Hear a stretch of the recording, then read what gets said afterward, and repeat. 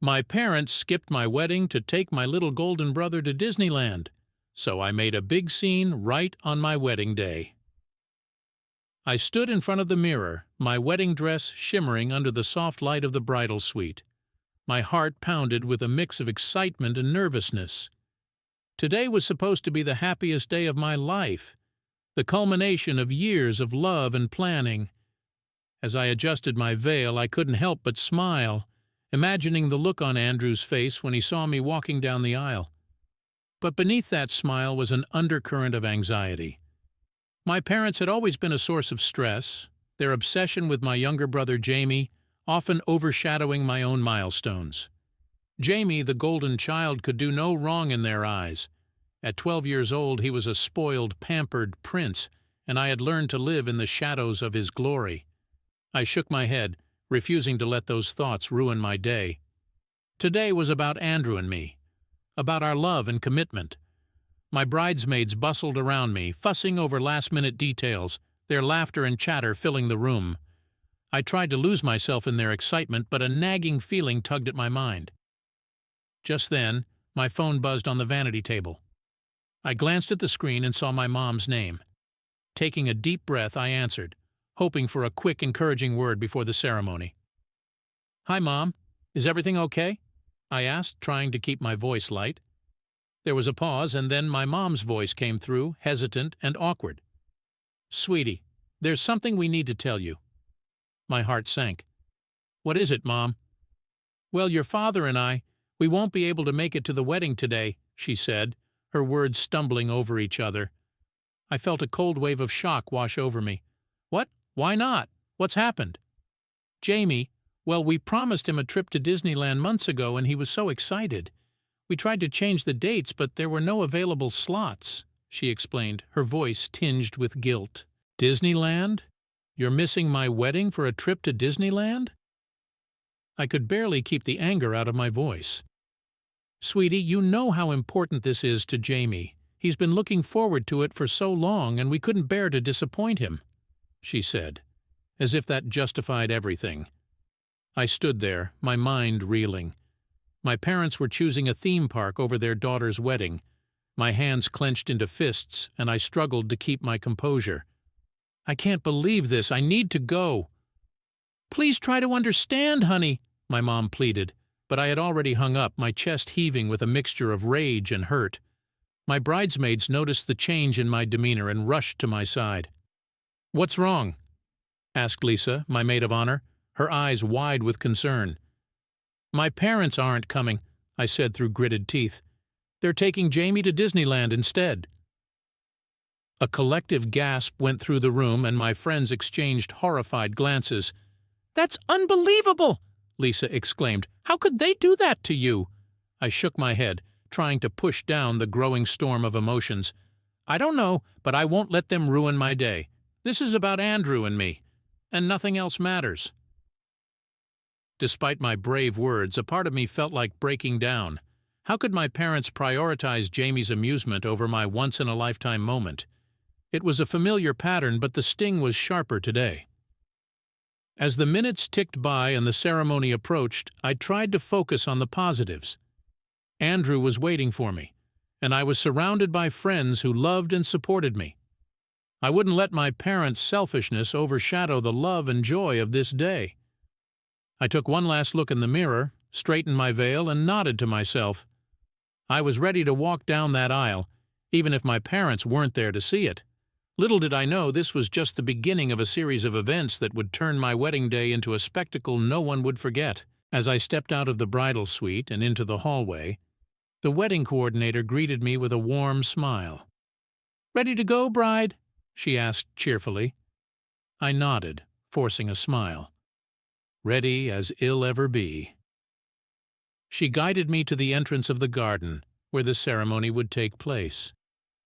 The path was lined with flowers, the scent of roses and lilies filling the air. Guests were already seated, their heads turning in anticipation. My heart raced as I thought about Andrew, waiting for me at the altar, his face lighting up with that boyish grin I adored. But as I walked towards the start of the aisle, my phone buzzed again. I pulled it from my clutch, dreading another call from my parents. To my surprise, it was my brother Jamie. "Jamie? Shouldn't you be on some ride by now?" I snapped, unable to hide my irritation. "Hey, sis!" Jamie's voice was small, almost guilty. "I just wanted to say, I'm sorry Mom and Dad aren't there." I took a deep breath, trying to keep my cool. "It's not your fault, Jamie, but you should be enjoying your day. Don't worry about me." There was a pause, then he whispered, "I wish I was there, I really do." I softened a bit. For all his bratty ways, Jamie was still just a kid. "Thanks, Jamie. I'll see you when you get back, okay?" "Okay, have a great wedding," he said before hanging up. I slipped my phone back into my clutch and took a deep breath. The music started playing, signaling it was time for the bridal party to make their entrance. My bridesmaids walked down the aisle, one by one, their dresses flowing gracefully. The guests turned their heads, smiles spreading across their faces as they watched. Finally, it was my turn. I took my father's arm, feeling a pang of sadness. He should be here, walking me down the aisle, but instead, he chose Jamie. I straightened my shoulders and took the first step. The moment I saw Andrew, all my anger and hurt melted away. He stood at the altar, looking dashing in his suit, his eyes fixed on me with a look of pure love. I smiled, feeling a wave of happiness wash over me. This was what mattered. This was why I was here. As I walked down the aisle, I couldn't help but notice the whispers and curious glances from the guests. They must have heard about my parents' absence, and I could feel their sympathy and disbelief. But I pushed those thoughts aside, focusing on Andrew and the life we were about to start together. The ceremony went by in a blur of vows and promises, tears and laughter. Andrew and I exchanged rings, sealing our commitment to each other. When the officiant pronounced us husband and wife, the crowd erupted in applause. We shared our first kiss as a married couple, and for a moment, everything was perfect. After the ceremony, we mingled with our guests during the cocktail hour. Friends and family came up to congratulate us, their kind words and warm hugs making me feel loved and supported. But as the reception loomed, so did the reality of my parents' absence. Lisa, my maid of honor, approached me with a worried look. "How are you holding up?" she asked, handing me a glass of champagne. I took a sip, savoring the bubbles on my tongue. "I'm okay, I guess. Just trying to focus on the positives." She gave me a sympathetic smile. "You're doing great, but if you need anything, just let me know." As the evening progressed, we moved into the reception hall, beautifully decorated with twinkling lights and elegant centerpieces. The atmosphere was festive, and I tried to lose myself in the joy of the occasion. Andrew and I shared our first dance, swaying to the music as our guests looked on, their faces beaming. But deep down, a part of me was still simmering with anger. How could my parents do this to me? How could they choose Jamie's amusement over my wedding day? I could feel the resentment building, and I knew I had to address it. I couldn't let this fester and ruin my special day. During dinner, I excused myself and slipped out of the reception hall, my mind racing. I found a quiet corner and pulled out my phone, dialing my parents' number. The phone rang a few times before my mom answered. "Hello?" she said, sounding surprised. "Mom, we need to talk," I said, my voice shaking with emotion. "Honey, is everything okay?" she asked, but I could hear the guilt in her voice. "No, everything is not okay. How could you do this to me? How could you skip my wedding for a trip to Disneyland?" I demanded, the hurt and anger bubbling to the surface. There was a long pause before she spoke. "We didn't want to disappoint Jamie. You know how much he was looking forward to this." "And what about me, Mom? What about your daughter getting married? Did that not matter to you?" My voice cracked, and I could feel tears forming in my eyes. "Honey, we didn't mean to hurt you. We thought you would understand," she said weakly. "Understand?" "I understand that you care more about Jamie's amusement than my happiness." "This was supposed to be my day, and you ruined it," I said, my voice rising. "I'm sorry, sweetie. We never wanted to make you feel this way," she said, but her words felt hollow. "I have to go," I said, unable to continue the conversation. I hung up and leaned against the wall, taking deep breaths to calm myself. As I stood there, trying to collect myself, I realized that this wasn't just about today. It was about a lifetime of feeling second best, of always being in Jamie's shadow. And today, on my wedding day, I had reached my breaking point. I wiped my tears and headed back to the reception, determined to make a stand. This was my day, and I wasn't going to let my parents' selfishness ruin it. Little did I know the biggest scene was yet to come.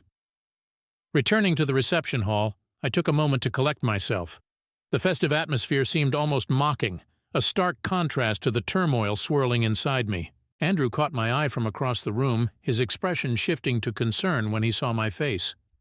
I forced a smile and made my way over to him. "Everything okay?" he asked, wrapping an arm around my waist. I nodded, leaning into his embrace.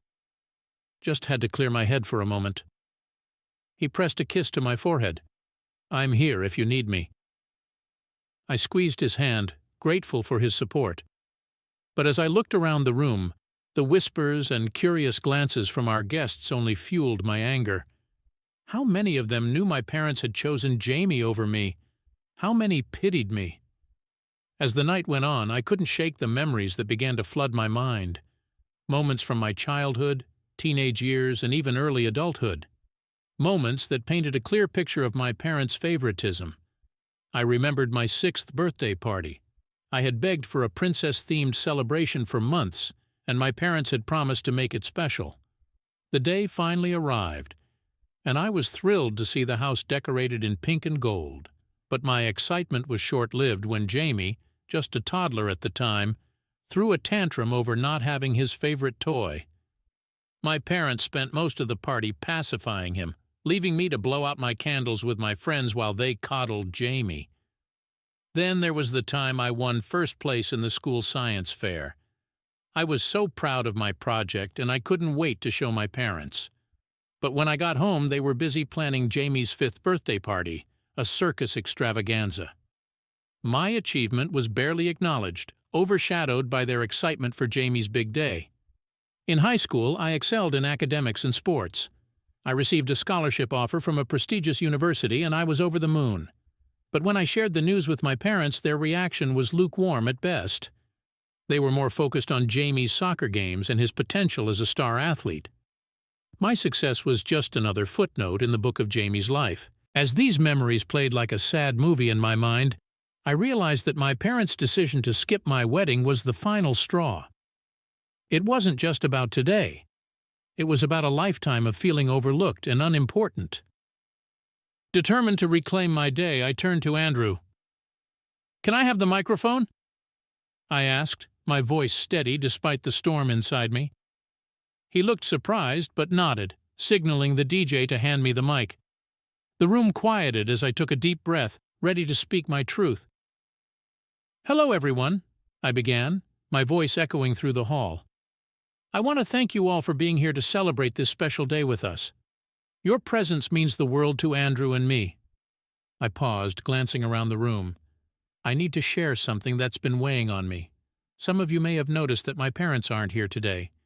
They decided to take my younger brother to Disneyland instead. A murmur of shock and disbelief rippled through the crowd. I continued, "This isn't just about today. It's about a lifetime of feeling second best, of always being in my brother's shadow. Today was supposed to be my day, but once again my parents chose Jamie over me." Tears welled up in my eyes, but I pushed on. "But I'm done feeling like I don't matter. I'm done letting their choices define my happiness. Today is about love, commitment, and the wonderful future Andrew and I will build together. So, let's make this night unforgettable, not because of their absence, but because of the love and joy we share here and now." The room erupted in applause, and I felt a weight lift off my shoulders. I handed the microphone back to the DJ and turned to Andrew, who pulled me into a tight embrace. "I'm so proud of you," he whispered. With my friends and family rallying around us, we continued the celebration with renewed energy. The music, the laughter, and the dancing helped to drown out the lingering hurt. As the night progressed, I found myself surrounded by support. My bridesmaids, especially Lisa, kept me grounded, and Andrew's family made me feel like one of their own. It was a stark contrast to the indifference I had grown accustomed to from my own parents. By the time we cut the cake, I was genuinely enjoying myself. The sweet taste of the frosting and the cheers from our guests were a balm to my wounded heart. Andrew and I fed each other small pieces of cake, laughing as we smeared frosting on each other's noses. But as the night wound down and the guests started to leave, I knew that the real confrontation was yet to come. My parents would return from Disneyland, and I would have to face them. Would they understand the depth of their betrayal? Would they even care? For now, though, I focused on the positives. I had married the love of my life, surrounded by friends and family who truly cared. This was my day, and despite everything, I had made it memorable. Little did I know the fallout from my parents' absence would ripple through our lives in ways I could never have anticipated. And the golden brother syndrome that had plagued my childhood was about to take a dramatic turn. The next morning, Andrew and I woke up to the sound of birds chirping outside our hotel room window. Sunlight filtered through the curtains, casting a warm glow on the room. For a moment, everything felt perfect. The chaos of the previous day seemed like a distant memory as I lay in Andrew's arms. "Good morning, Mrs. Hart," Andrew whispered, a playful smile on his lips. "Good morning, Mr. Hart," I replied, feeling a rush of happiness. We stayed in bed a little longer, savoring the quiet moments before reality set in. Eventually, we got up and started packing for our honeymoon. We had planned a week-long trip to Hawaii, a much-needed escape from the drama that had marred our wedding day. Just as I was about to zip up my suitcase, my phone buzzed with a text message. It was from my mom. "Mom, we're back from Disneyland. Can we talk?" I stared at the message, my anger and hurt resurfacing. Andrew noticed my expression and placed a reassuring hand on my shoulder. "Do you want to call her?" he asked gently. I shook my head. "Not now. I want to focus on us and our honeymoon." Andrew nodded, understanding. "Let's get out of here and enjoy our time in Hawaii." We left the hotel and headed to the airport, leaving behind the painful memories of the wedding day. The flight to Hawaii was long, but it gave me time to reflect and prepare for the inevitable confrontation with my parents when we returned. Hawaii was a paradise. The beaches, the sunsets, the luau's. It was everything I had dreamed of and more. Andrew and I spent our days lounging by the ocean, exploring the island, and indulging in delicious food. For a brief moment I allowed myself to forget the hurt and just be happy. But as our honeymoon drew to a close, the anxiety started to creep back in. The thought of facing my parents again filled me with dread. On our last night in Hawaii, as we watched the sun set over the ocean, Andrew took my hand. "We're a team, remember? Whatever happens, we'll face it together," he said, his eyes filled with love and determination. I nodded, feeling a surge of gratitude for his unwavering support. "Thank you, Andrew. I don't know what I'd do without you." When we returned home, the tension was palpable. My parents had left several messages, each one more desperate than the last. They wanted to explain, to make amends, but I wasn't sure I was ready to hear them out. A few days after we got back, my mom showed up at our apartment unannounced. I opened the door to find her standing there, looking remorseful. "Can we talk?" she asked softly. I hesitated, then stepped aside to let her in. Andrew was in the living room, and he gave me a supportive nod before leaving us to talk privately. My mom sat on the couch, her hands clasped nervously in her lap. "I'm so sorry, honey. We never meant to hurt you." I took a deep breath, trying to keep my emotions in check. "Then why did you? Why was Jamie's trip to Disneyland more important than my wedding?" Tears welled up in her eyes. "It wasn't about importance. Jamie has been struggling lately, and we thought this trip would cheer him up. We didn't realize how much we were hurting you in the process." I felt a pang of guilt, but the anger was still there. You've always put Jamie first. My whole life I've felt like I didn't matter as much to you." She reached out to touch my hand, but I pulled away. "I know we've made mistakes, and I'm so sorry. We love you just as much as we love Jamie. Please, give us a chance to make it right." I looked into her eyes, searching for sincerity. Part of me wanted to believe her, to forgive and move on, but the wounds were deep and I wasn't sure they could be healed so easily. "We'll see," I said finally, my voice trembling. "But it's going to take time." My mom nodded, tears streaming down her face. "Thank you for giving us a chance. We'll do better, I promise." After she left, I sat down with Andrew and told him everything. He listened patiently, holding my hand as I poured out my frustrations and fears. "I think you did the right thing," he said when I finished. "It's important to set boundaries and let them know how you feel." I nodded, feeling a weight lift off my shoulders. "Thank you, Andrew. I'm so grateful for you." As we settled back into our routine, I tried to focus on the positives. I had a wonderful husband, a supportive circle of friends, and a future full of possibilities. But the issue with my parents lingered, a constant reminder of the past. One evening, as I was scrolling through social media, I stumbled upon a post from one of my wedding guests.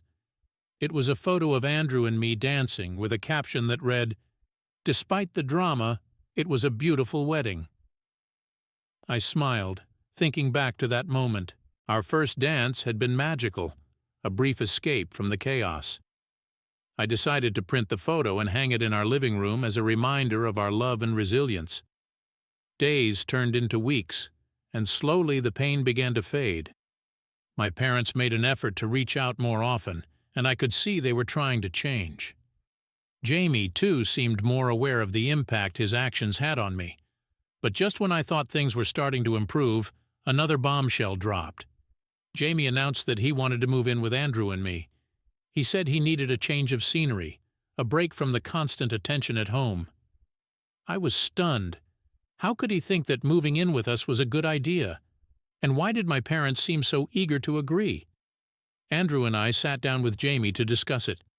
"Why do you want to move in with us?" I asked, trying to keep my tone neutral. Jamie shrugged. "I just feel like I need a break.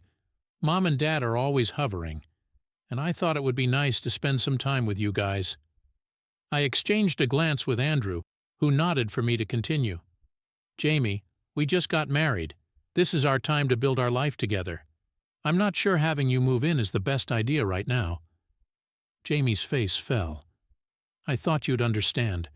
I don't feel like I belong anywhere." His words hit me hard. I had felt the same way for so long, always in his shadow. But now he was the one struggling, and I couldn't ignore that.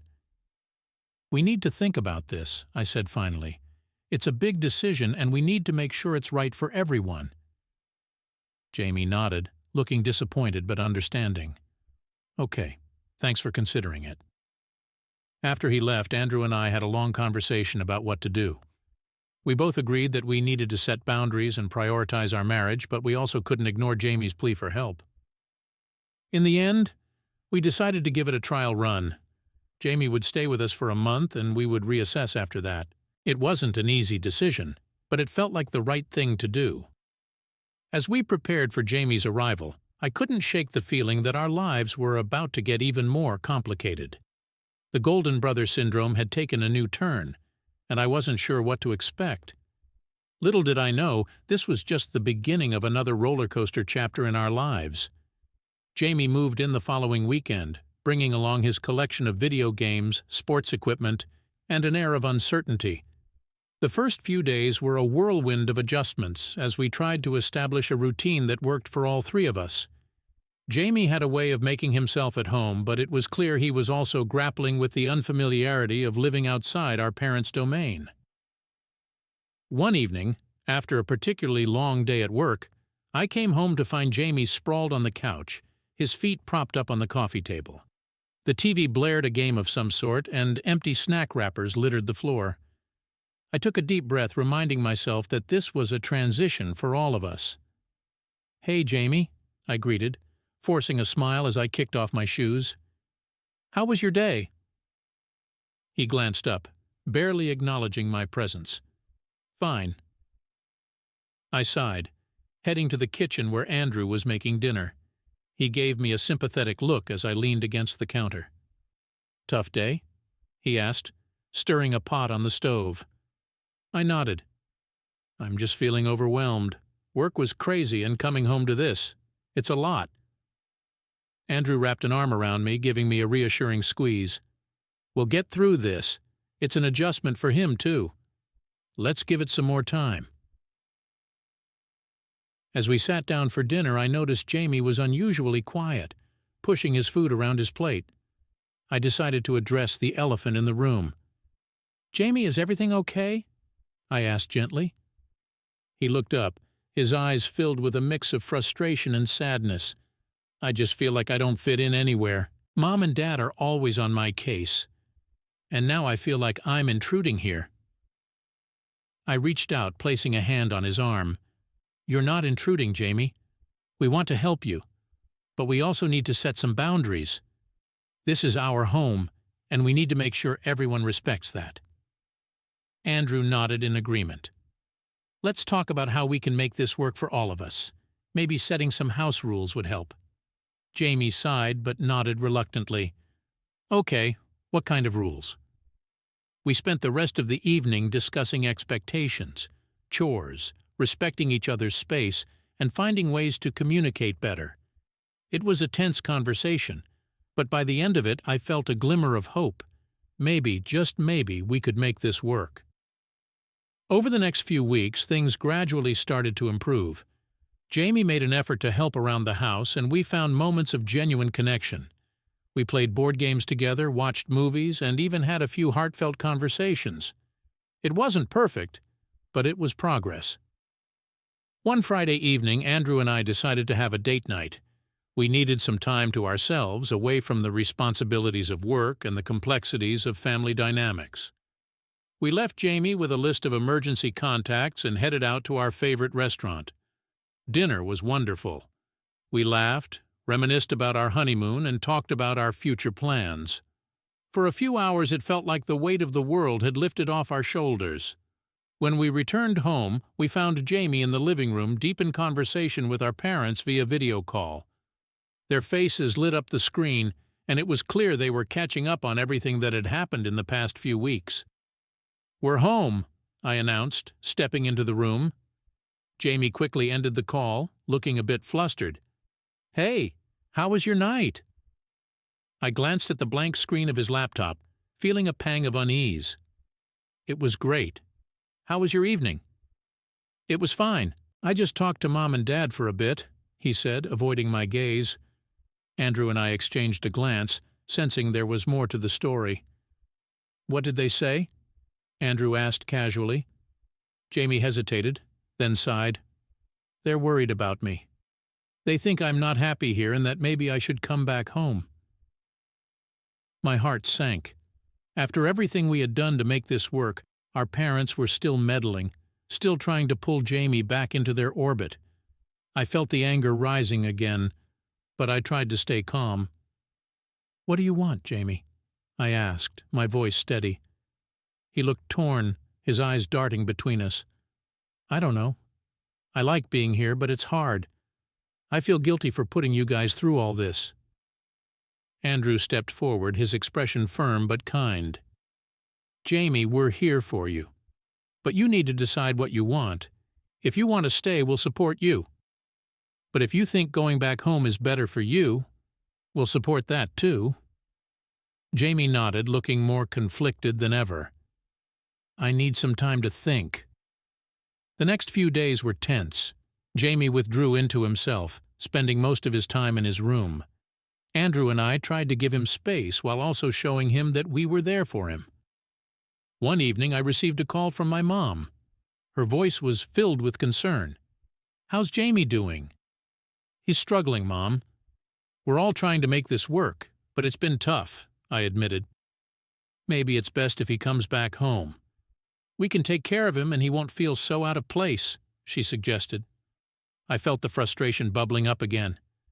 "Mom, Jamie needs to learn how to stand on his own. He can't keep running back to you every time things get hard. We all need to grow up." There was a long silence on the other end of the line. Finally, my mom spoke, her voice soft. "You're right. But please take care of him. He's still our little boy." I sighed, feeling the weight of responsibility. "I will, Mom, but he needs to take care of himself too." That night, as I lay in bed, I couldn't shake the feeling that our family was at a crossroads. Jamie had to make a choice, and so did I. We all needed to confront the dynamics that had shaped our relationships for so long. The next morning, Jamie approached me in the kitchen. He looked tired but determined. "I've made a decision." I turned to face him, my heart pounding.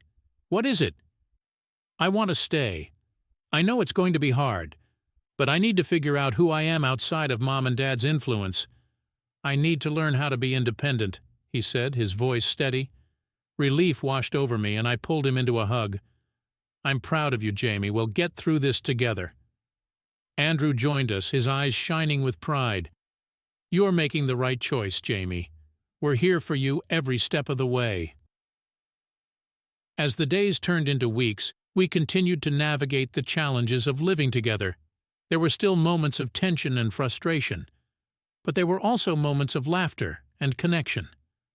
Jamie started to open up more, sharing his thoughts and feelings in a way he never had before.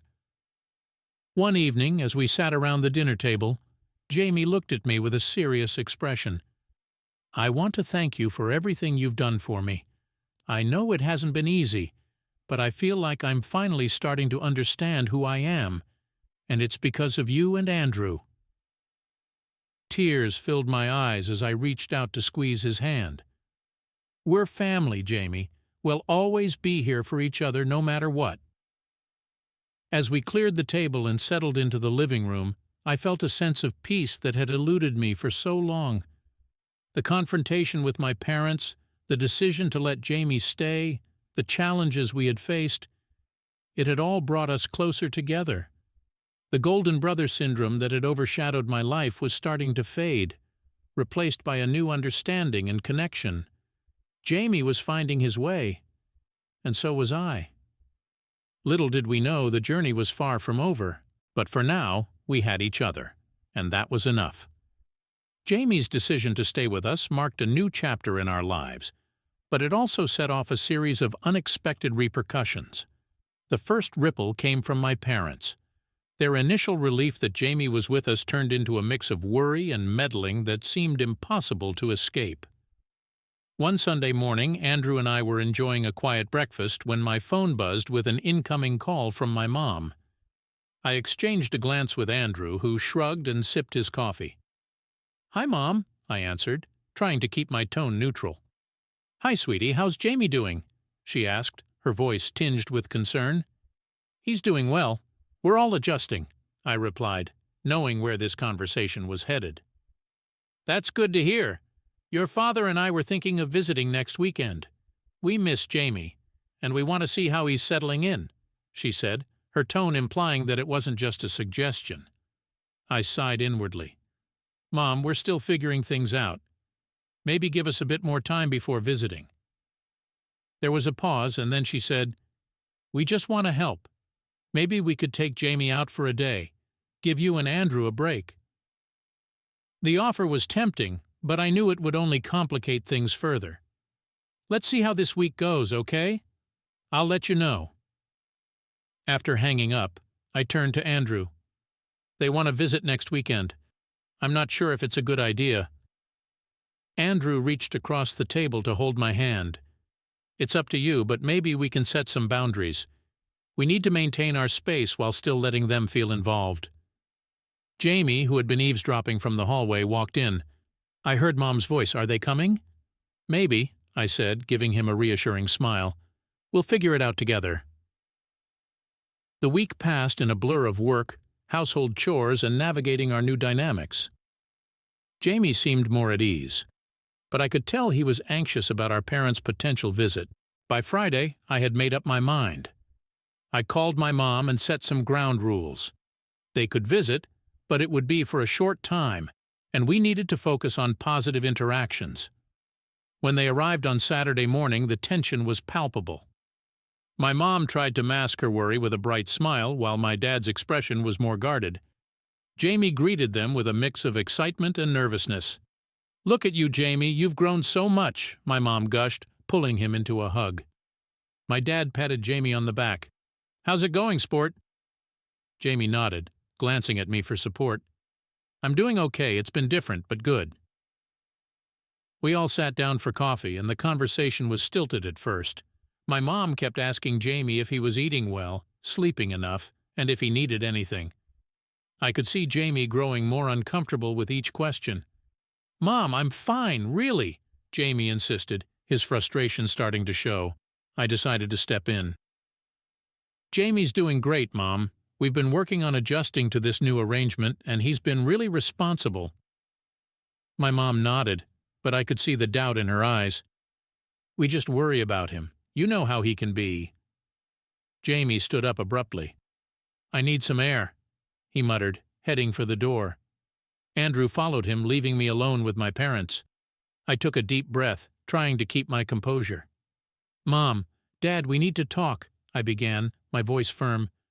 "Jamie is trying to find his independence, and we're supporting him, but you need to give us space to do that." My dad frowned. "We're just concerned. We want to make sure he's okay." "I understand that, but your constant hovering is making it harder for him. He needs to learn how to handle things on his own," I explained. My mom's eyes filled with tears. "We're just scared. What if something happens to him?" "Mom, he's not a child anymore. He's capable of more than you realize.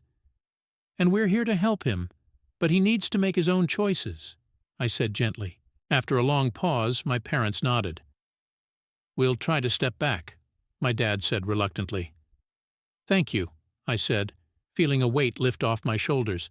"We all need to trust each other." When Jamie and Andrew returned, the atmosphere had shifted. My parents made an effort to be more supportive without being overbearing. We spent the rest of the day together, sharing stories and laughter, slowly rebuilding the fractured bonds. As the evening came to an end, my parents prepared to leave. My mom hugged Jamie tightly. "We're proud of you, Jamie. Keep doing your best." My dad nodded, his eyes softening. "You've got this, sport." Jamie smiled, a genuine smile that reached his eyes. "Thanks, Mom. Thanks, Dad." After they left, Jamie turned to me and Andrew. "Thank you for standing up for me. It means a lot." "Of course, Jamie. We're in this together," I said, hugging him. Life settled into a new normal after that visit. Jamie continued to adjust, growing more confident and independent each day. He started taking on more responsibilities, both at home and with his personal goals. Andrew and I were proud of his progress and grateful for the positive changes in our family dynamics. One afternoon, Jamie came home with exciting news. "I got a part-time job at the local sports store," he announced, his eyes shining with pride. "That's amazing, Jamie," I exclaimed, hugging him. "I'm so proud of you." Andrew grinned. "That's great news, Jamie. When do you start?" "Next Monday. I can't wait," he said, his excitement contagious. Jamie's job brought a new sense of purpose and structure to his life. He enjoyed the work, and it gave him a sense of accomplishment. He even started saving up for a car, a goal that filled him with determination. As Jamie's confidence grew, so did our bond. We found ourselves talking more, sharing our thoughts and dreams. I realized that despite the challenges, this experience had brought us closer together. But just when I thought things were finally settling down, another twist in our family saga emerged. One evening, as we were having dinner, Jamie looked unusually serious. "There's something I need to tell you," he said, his voice hesitant. Andrew and I exchanged worried glances. "What is it, Jamie?" I asked, bracing myself. He took a deep breath. "I've been seeing a therapist. It's been helping me a lot, and I've realized some things about our family dynamics. I think it would be good for all of us to go to family therapy." The suggestion caught me off guard. "Family therapy? Do you really think it's necessary?" Jamie nodded. "I do. We have a lot of unresolved issues, and I think it would help us understand each other better." Andrew nodded thoughtfully. "It could be a good idea. We've made a lot of progress, but there's always room for improvement." I sighed, realizing Jamie was right. "Okay, let's give it a try." We scheduled our first family therapy session for the following week. The anticipation was nerve-wracking, but I knew it was a step in the right direction. When we arrived at the therapist's office, I felt a mix of anxiety and hope. We were greeted by Dr. Lawson, a calm and empathetic woman who made us feel at ease. "Welcome, I'm glad you're all here," she said, gesturing for us to sit. We took our seats, and Dr. Lawson began by asking us to share our thoughts and feelings about our family dynamics. Jamie went first, explaining his struggles and how therapy had helped him gain perspective. As we each took turns speaking, I realized how much we had been holding back. The session was filled with revelations, tears, and moments of clarity. We talked about the favoritism, the resentment, and the misunderstandings that had plagued our relationships. Dr. Lawson guided us through the process, helping us see each other's perspectives and encouraging open communication. By the end of the session, I felt a sense of relief and hope that I hadn't felt in a long time. Over the next few weeks, we continued our therapy sessions, slowly but surely healing the wounds of the past. We learned to listen to each other, to empathize, and to support one another. Jamie's progress was remarkable. He became more independent, more confident, and more self-aware. Our parents also made an effort to change, giving Jamie the space he needed to grow while still being supportive. One evening, after a particularly insightful therapy session, we all sat together in the living room reflecting on our journey. "We've come a long way," Jamie said, his voice filled with gratitude. "We have," I agreed, smiling at him, "and I'm proud of all of us." Andrew nodded. "This experience has made us stronger as a family. We still have a lot of work to do, but I believe we can do it together." As I looked around at my family, I felt a deep sense of contentment. The golden brother syndrome that had once caused so much pain was fading, replaced by a new understanding and connection. We still had challenges to face, but I knew that as long as we supported each other, we could overcome anything. Our family was stronger than ever, and for the first time in a long time, I felt truly hopeful about the future. Little did we know the journey wasn't over yet, but whatever came next, we were ready to face it together.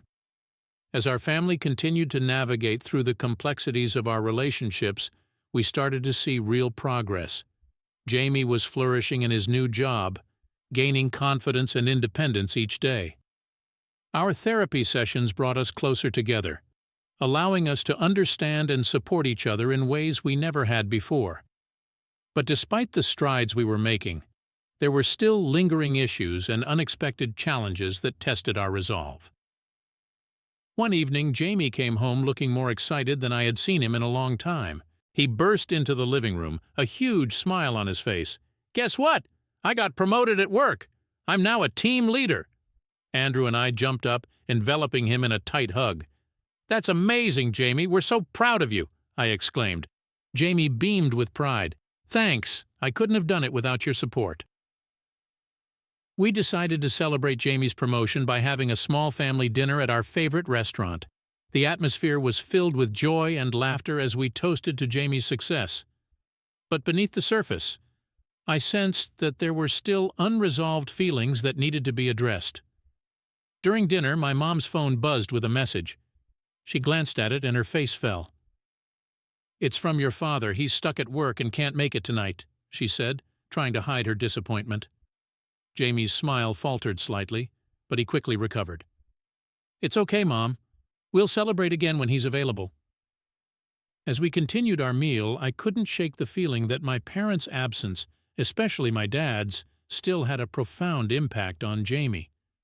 He tried to mask it, but I knew him well enough to see the hurt in his eyes. After dinner, we returned home and settled in the living room. My mom pulled out her phone and showed us pictures from their recent trip to visit my grandparents. Jamie leaned in, curious to see the photos. "Look at this one, Jamie. Your grandpa was so happy to see you doing well," my mom said, her voice filled with warmth. Jamie's eyes lit up as he looked at the pictures. "I miss Grandpa. I should call him more often." Seeing Jamie's reaction, I realized how important family connections were to him. Despite everything, he still craved the love and approval of our parents and extended family. Later that night, as Andrew and I were getting ready for bed, I couldn't help but think about the impact our family dynamics had on Jamie's sense of self-worth. I turned to Andrew, feeling a mix of sadness and determination. "We need to do more to help Jamie feel secure and valued. He's come so far, but I can see that our parents' absence still affects him," I said, my voice tinged with concern. Andrew nodded, wrapping his arms around me. "You're right. We need to make sure he knows how much he's loved and appreciated, not just by us, but by our entire family." The next day, I decided to reach out to our grandparents and other extended family members. I wanted to create a network of support for Jamie, a web of love that would help him feel connected and valued. I spent hours on the phone organizing a family gathering where we could all come together and celebrate Jamie's achievements. When I told Jamie about the family gathering, his face lit up with excitement. "Really? Everyone's coming?" "Yes, Jamie. We all want to celebrate you and show you how proud we are," I said, feeling a sense of relief and hope. The day of the family gathering arrived, and our house was filled with the sounds of laughter and joy. Relatives from near and far had come to join us, bringing with them stories, hugs, and words of encouragement for Jamie. It was a heartwarming sight to see Jamie surrounded by so much love and support. As the evening progressed, my grandparents pulled Jamie aside for a private conversation. I watched from a distance, feeling a mixture of pride and curiosity. After a while, Jamie came back to me, his eyes shining with emotion. "Grandpa told me how proud he is of me, and how he always knew I had the potential to do great things. It means so much to hear that from him," Jamie said, his voice trembling with emotion. I hugged him tightly, feeling a surge of love and gratitude. "You deserve all the praise, Jamie. You've worked so hard and come so far." The family gathering was a turning point for Jamie. He started to open up more, sharing his thoughts and feelings with us. He also made an effort to connect with our parents, trying to rebuild the relationship that had been strained for so long. One evening, Jamie and I sat on the porch watching the sunset. He turned to me, a thoughtful expression on his face. "I've been thinking a lot about everything we've been through. I want to forgive Mom and Dad for the past. I think it's the only way I can truly move forward." His words took me by surprise, but I knew he was right. Holding on to resentment and anger would only hold him back. "That's a brave decision, Jamie. Forgiveness isn't easy, but it's the first step towards healing." Jamie nodded, his eyes filled with determination. "I want to talk to them, to let them know how I feel, and to forgive them. I think it's time." The next day, Jamie called our parents and invited them over for dinner. Andrew and I supported him, knowing how important this conversation was for his healing process. As we sat around the dinner table, the tension was palpable. Jamie took a deep breath and began to speak. "Mom, Dad, I've been doing a lot of thinking. I want to forgive you for the past, for the times I felt overlooked and unimportant. I know you didn't mean to hurt me, and I want us to move forward as a family," Jamie said, his voice steady but filled with emotion.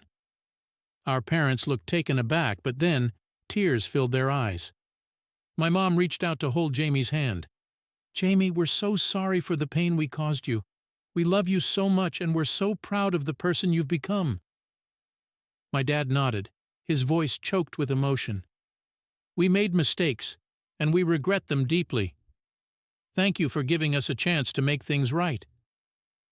Jamie's face softened, and he squeezed their hands. "We can't change the past, but we can build a better future together." The dinner ended on a hopeful note, with a renewed sense of connection and understanding. It wasn't a magical fix, but it was a step in the right direction. Jamie's decision to forgive opened the door to healing, not just for him, but for all of us. As the days turned into weeks, our family continued to grow closer. Jamie flourished in his new role at work, and our parents made a genuine effort to support him without smothering him. Our therapy sessions became less frequent, but remained an important part of our journey. One afternoon, Jamie came home with an unexpected announcement. "I've decided to go back to school. I want to pursue a degree in sports management." Andrew and I exchanged excited glances. "That's fantastic, Jamie. We'll support you every step of the way," I said, hugging him. Jamie's eyes sparkled with excitement and determination. "Thanks. I feel ready for this next chapter." As Jamie embarked on his new academic journey, our family continued to navigate the ups and downs of life. There were still challenges and moments of tension, but the love and support we had built helped us weather any storm. One evening, as we sat around the dinner table, I couldn't help but feel a deep sense of gratitude. The journey had been long and difficult, but it had brought us closer together in ways I never imagined. We had faced our demons, confronted our past, and emerged stronger and more united.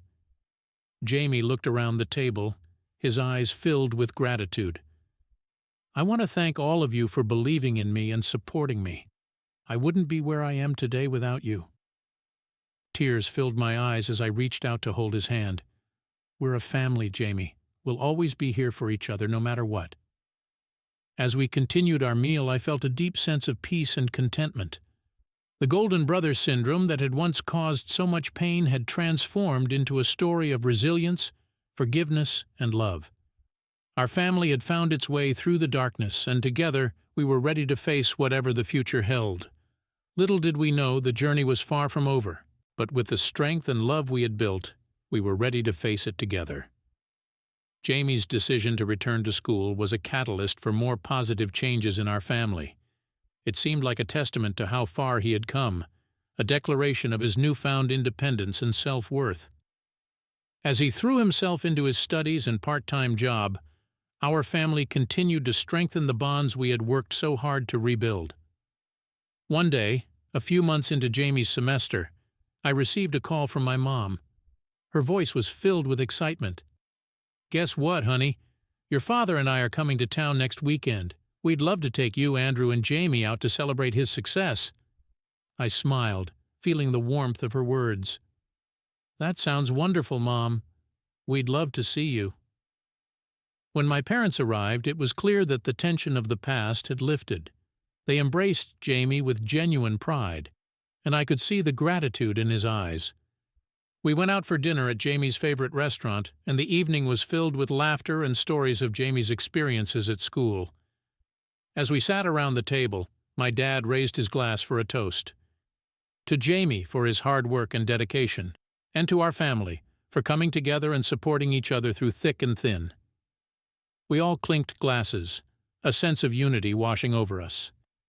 For the first time in a long time, I felt like we were truly a family. In the following weeks, Jamie continued to thrive. He balanced his coursework with his job, and his confidence grew with each passing day. Andrew and I watched with pride as he navigated this new chapter of his life with determination and grace. One afternoon, as I was working from home, Jamie came into the living room with a thoughtful expression. "Hey, can we talk?" I closed my laptop and turned to face him. "Of course. What's on your mind?" Jamie sat down beside me, his eyes filled with a mix of emotions. "I've been thinking a lot about our family and everything we've been through. I want to do something to give back, to help others who might be struggling like I was." I smiled, feeling a surge of pride. "That's a wonderful idea, Jamie. What do you have in mind?" "I've been volunteering at a local youth center, working with kids who come from difficult family situations. It's been really rewarding, and I was thinking of starting a mentorship program," he said, his voice filled with passion. "That's incredible, Jamie. I'm so proud of you," I said, hugging him. "How can we help?" Jamie's face lit up. "I was hoping you and Andrew could help me get it off the ground. I want to create a safe space for these kids, a place where they can feel supported and valued." Andrew and I agreed wholeheartedly, and over the next few months, we worked with Jamie to establish the mentorship program. We reached out to local businesses and community leaders, securing funding and resources to make Jamie's vision a reality. The program quickly gained traction, and soon we were hosting workshops, tutoring sessions, and recreational activities for the kids. Jamie poured his heart and soul into the project, and it was clear that he had found his calling. One evening, after a particularly successful event, Jamie and I sat on the porch, reflecting on how far we had come.